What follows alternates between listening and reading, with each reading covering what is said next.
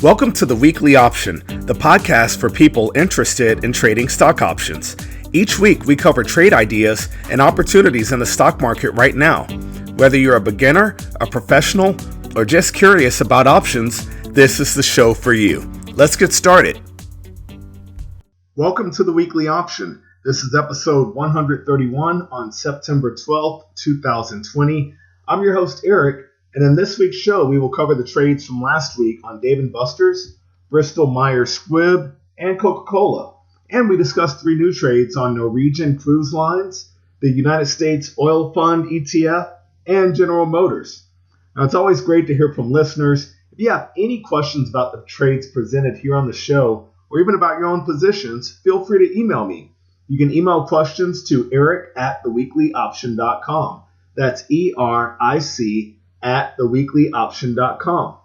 And I've also created a short video series to teach you all the basics of option trading that you'll need to know in order to follow along with me on this show. You can visit our website and click on the videos tab to watch them, or visit the YouTube channel for the Weekly Option.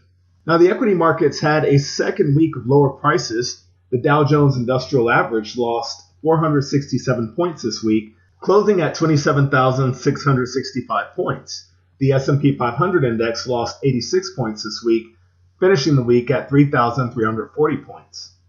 And now it's time to dive into the topic of the week. And the topic of the week this week is simply the importance of finding out what works for you. Now, I'm going to tell you a secret that is going to sound wrong. In fact, it's against what you were taught about trading and investing. It might even go against your very belief system. So here we go. Diversification can make you poor. It can, honestly. If you spread anything too thin, it can become too weak at the beginning, right? If you're just starting out trading, choose one strategy to understand. Choose one spread or trade that you are going to master and focus there. Once you truly understand why something is making and losing money in options, then move on to the next strategy. You'll be able to leverage the lessons that you learned in the first strategy. And we often underestimate the power of focus, right? Focus is boring. It's not as exciting as trying a little bit here, a little bit there. In fact, when you're learning something new or trying to get really good at a skill, your time is best spent honing in on one thing.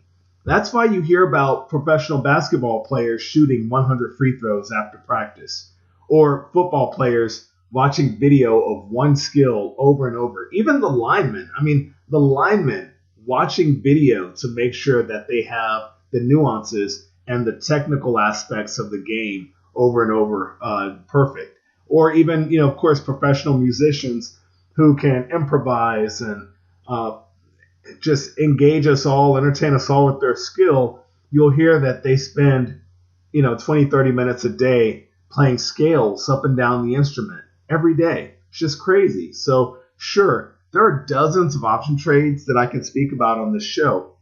And if you were just to focus on, say, debit spreads or credit spreads, and then you get good enough to realize that they're kind of different sides of the same coin, and then you grow to start seeing the similarities in other types of trades, and you grow and you grow and you grow, that's when you get really good.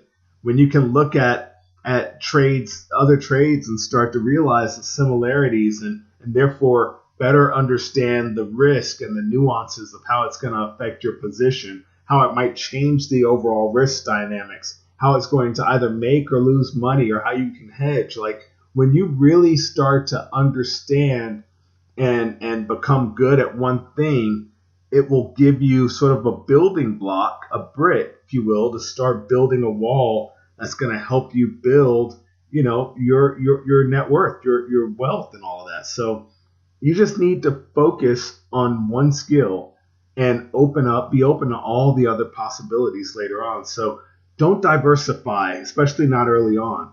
Focus, specialize, and really become an expert, because I promise you you're going to benefit from it in the end. So that's it for today's topic of the week. Sorry to dive full on into motivation, but that always gets me excited, because people I know so many people who tell me they want to trade, and they ask me about a new trade every week, and I just sit back and I'm like, you still don't understand what makes a covered call tick. And now you're asking me about butterfly spreads. Like, maybe there's there's some room in between that if you just covered your ground there, you get really good. And then the butterfly spreads would suddenly start just looking like a, covered, a debit spread and a credit spread that have back-to-back strikes. So anyway, once you start to understand options, you'll see the whole game differently. All right. So let's get into the trade review for this week. We're going to start off, as we always do, with the covered call on Dave & Buster's Entertainment, symbol play, P as in Papa, L as in Lima, A as in Alpha, Y as in Yankee. At the time, the stock was trading for $18.85 per share. I looked at buying that stock and selling the September 19 call at $2.10, which could give me a maximum return of 11.94% in 2 weeks. So Dave & Buster's stock fell $2.32 per share this week, ending at $16.53 on Friday. The option we sold lost $1.45, which leaves us with a net loss on the week of 87 cents due to the move in the stock. Now, when we lose on these covered calls, in general, I'm a fan of buying back the call you sold and selling a call option with a strike that is closer to the current stock price. That's called rolling the strike down. And I'm going to present two options this week. Actually, normally I only show one. So since this option is so close to expiration, we're a week away from September expiration, you can certainly sell the at-the-money call option. So in this case, it would be the September 17 call that you would be selling for 65 cents. Now, that will immediately lower your loss on this trade down from 87 cents all the way down to 12 cents.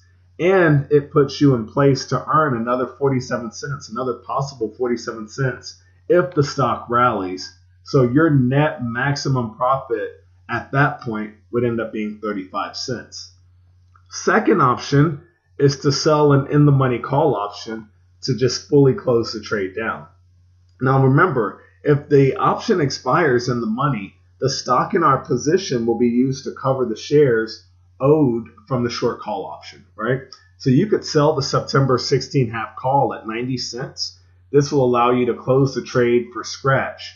The 90 cents from the option would cover your 87 cent loss, net loss on the stock this week, but the stock you deliver for $16.50 is actually trading for $16.53 in the market, giving you a 3-cent loss per share, which gives you a net of 87 cents. So it's fully a scratch if you were to sell the September 16 half call, which is an in-the-money call option already. And then a third possibility is actually to roll the trade to October and allow the position to continue working a little bit longer, hopefully. Now, I'm more of a fan of keeping risk in the expiration month in which it was initiated, and always realize that any adjustments that we made to any of these trades, it's not only just maybe closing risk or locking in some upside, but it's a new trade. So before diving into making any adjustments in these option trades, be sure you understand how the new trade is going to respond to price movements, because it is indeed a new trade. So next, let's get into the credit spread. We looked at Bristol-Myers Squibb, symbol B as in Bravo, M as in Mike, Y as in Yankee. At the time, the stock was trading for $59.95 per share. We looked at selling the September 60-61 call spread at 34 cents, which can give us a maximum possible loss of 64 cents per spread. So Bristol-Myers stock lost 96 cents per share this week, closing the week at $58.99 per share. The out-of-the-money call spread we sold is now even more out of the money. So that's exactly what we were hoping for with 1 week left before expiration. Now, stock closes below $60 per share on Friday. We will keep the full premium, that full 34 cents that we collected for selling the spread, and well, that makes me happy. Hopefully it makes you happy too. I would not make any adjustments to this trade. Like I said, I like to keep risk in the month that it was initiated, and there's just not enough time remaining in September to make any adjustments worthwhile unless you are protecting your position from a loss. So at this point, we're looking good in this trade. And then our next trade from last week is a debit spread on Coca-Cola, symbol K as in kilo, O as in Oscar. At the time, the stock was trading for $51.04 per share, and we bought the September 50.5 51 call spread for 34 cents, which can give us a maximum gain of 16 cents or 47% gain in 2 weeks. Well, shares of Coca-Cola gained 2 cents this week, closing at $51.06 per share. That's right, it gained a whole 2 cents. But that's actually okay, because if stock finishes anywhere above $51 per share, this in-the-money spread that we purchased will expire at its full value of 50 cents.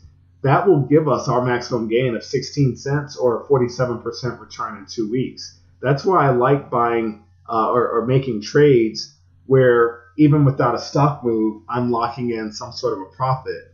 Now, as long as the stock closes for more than $50.84, that's the break-even point, $50.84 per share on Friday, we will close this trade with a profit. If it closes at that price, we obviously have no profit. It'll be sort of a scratch. And if it goes below that, then we'll have a loss. So that should give you an idea of how you need to protect this position over the next week. But so far, so good. No adjustments are needed. So not bad. 2 profitable trades on the week. 1 loss on the stock move, the covered call. So this week, of course, this upcoming week is expiration for options with a September expiry. That's on Friday, September the 18th. That's the last day of trading for any and all September options with that date, September the 18th, as the expiration. That's the main monthly. And I have to say it that way because there are also weekly options, and there are still there's one more week, I believe, one more full week in September that will trade after this. So let's get into the trades for this week. Now, we're going to start off looking at a covered call on an actual cruise line, but when you look at this company's stock, it's just been grinding higher, higher, higher. And that is none other than more than Norwegian Cruise Lines, symbol N as in November, C as in Charlie, L as in Lima, H as in Hotel. The stock ended the week at $17.51 per share. And I'm looking at buying that stock and selling the October 20 call at $1. This could give us a maximum possible return of 19.93%, almost 20% in the 5 weeks until October expiration. Now, you enter this trade by buying shares of stock for $17.51 and concurrently selling the October 20 call at $1.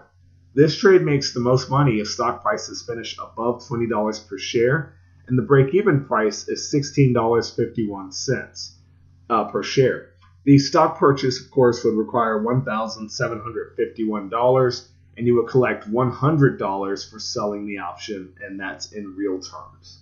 Next up, we've got a credit spread. We're looking at a company I used to trade a lot more than I have, and they actually had a big snafu back when crude oil went negative for a brief period due to some of the rolling requirements that are in their proxies. So if you ever trade ETFs, here's a simple thing to remember.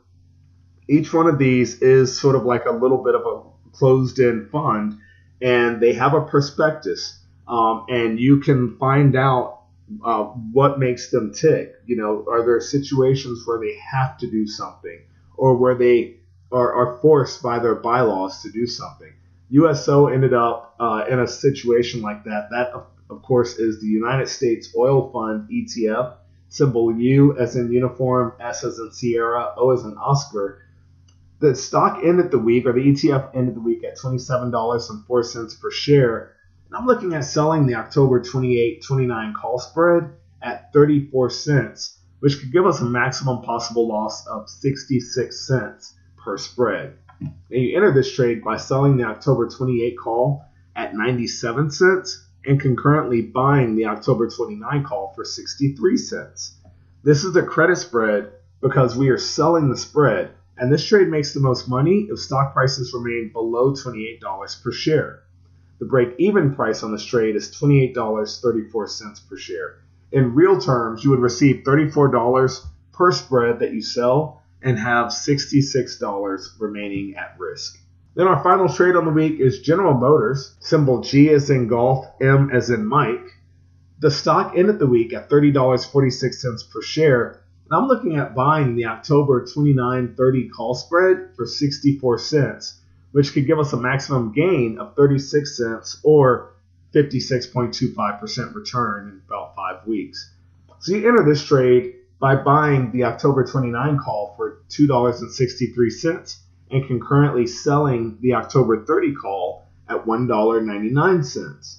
This is a debit spread because we are buying the spread, and this trade makes the most money if stock prices finish higher than $30 per share. The break-even price is $29.64 per share, and you will pay $64 in real terms to enter this trade and have a maximum possible gain of $36 per spread. So that's it. Thank you guys so much for listening. Thank you for the emails. I did receive a few messages last week from you guys saying, hey, where's the show? I wake up and listen to your show on Saturday mornings, and I was running a little bit late last weekend due to some family things, but all is well. Please forgive me for being late in posting the show, and it blows my mind that you guys wake up and listen to me on Saturday morning. My own family and friends don't wake up and listen to me. Anyway, you guys are awesome. Thank you so much. Thanks for sharing. I mean, the numbers on the show have been growing, so thank you so much for sharing the podcast, and you guys are awesome. So have a great weekend, and as usual, happy trading. Thank you for listening to the Weekly Option Podcast. Please subscribe to our show and visit us at www.theweeklyoption.com. Disclaimer: there is a very high degree of risk involved in trading. The indicators and strategies described in this podcast are for educational purposes only and should not be construed as investment advice. For our full disclaimer, visit our website at www.theweeklyoption.com.